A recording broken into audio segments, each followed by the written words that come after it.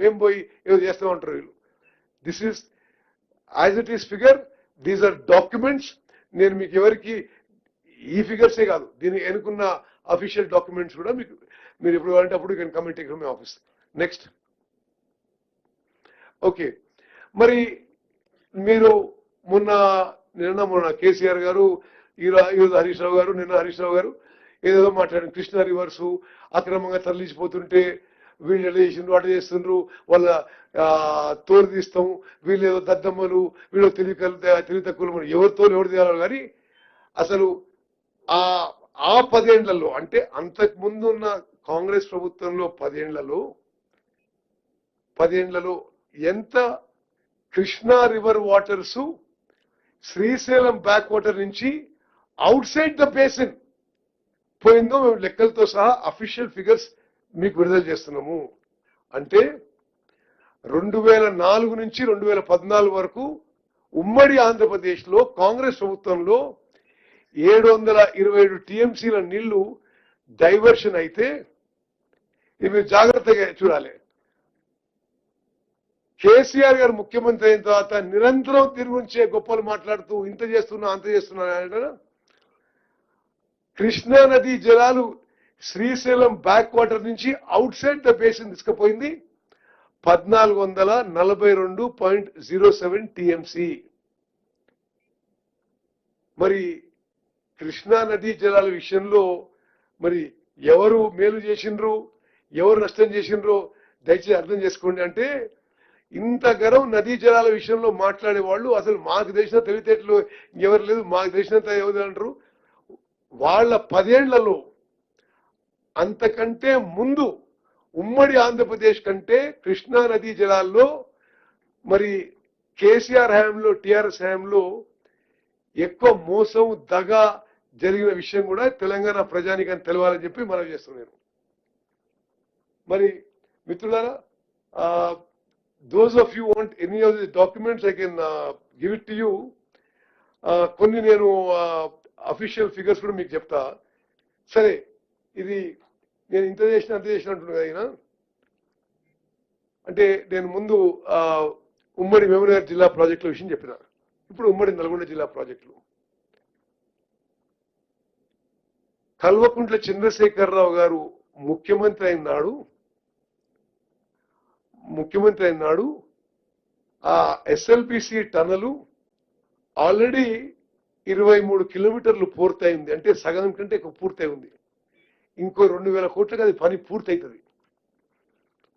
మరి 10 ఏళ్ల పాటు అటు తిప్పి ఇటు తిప్పి మనం ఇక్కడ చూసిన కోవిడ్ వల్ల పనులు ఆగిపోయినాయి అంటాడు. కోవిడ్ వల్ల కాళేశ్వరంకి అడిషనల్ టీఎంస్ కి టోటల్ లాక్డౌన్ లో 20,000 కోట్ల టెండర్ వీళ్ళు పిలిచిండ్రు. దానికి కోవిడ్ ఉండదు, కానీ తనలో కూడా పనిచేయాలనుకుంటే కోవిడ్ వచ్చిందట అడ్డు.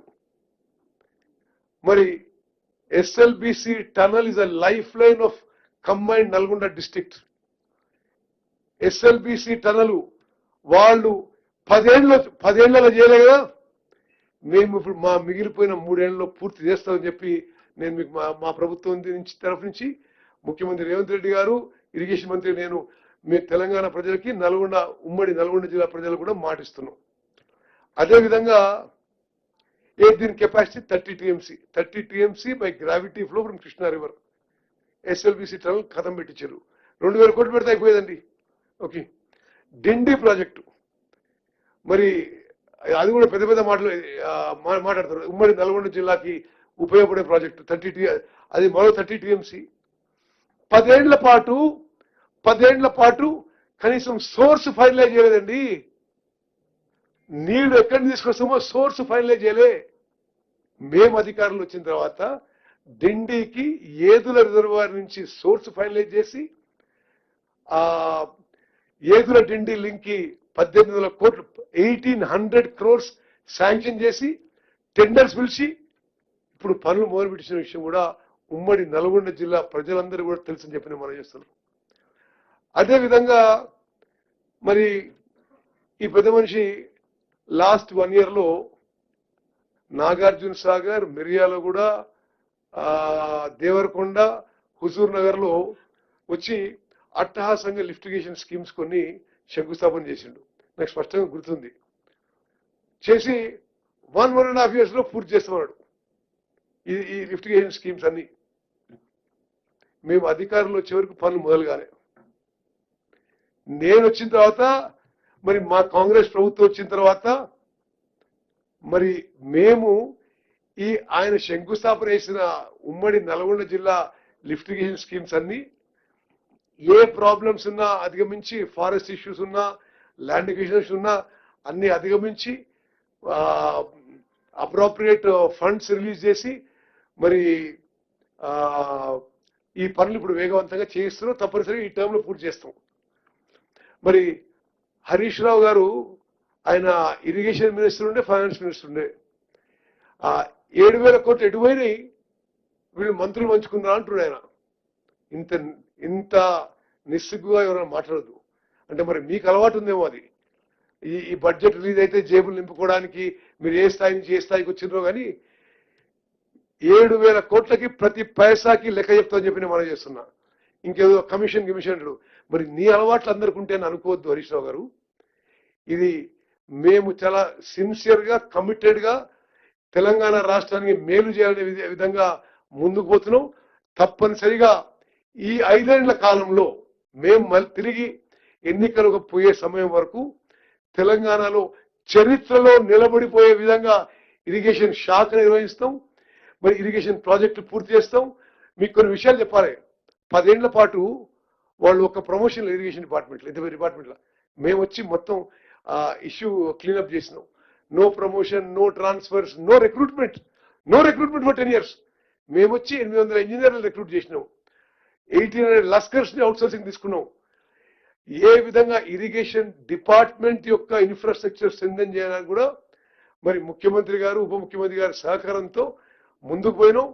తప్పనిసరిగా ఈ టర్మ్ అయిపోయే లోపల ఇరిగేషన్ ప్రాజెక్ట్స్ పూర్తి చేస్తాం.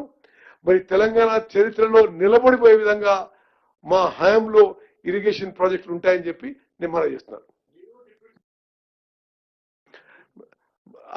మరి ఆయనకు అలవాటు ఉందేమో, మరి ఇవన్నీ పాత జ్ఞాపకాలు ఉన్నాయేమో, పద్మాలయ స్టూడియోస్ ఇవన్నీ, మరి అందుకోసం మాట్లాడుతుండేమో. నీకు తెలుసు విషయం. ఓకే, ఎవరైనా చెప్తారు.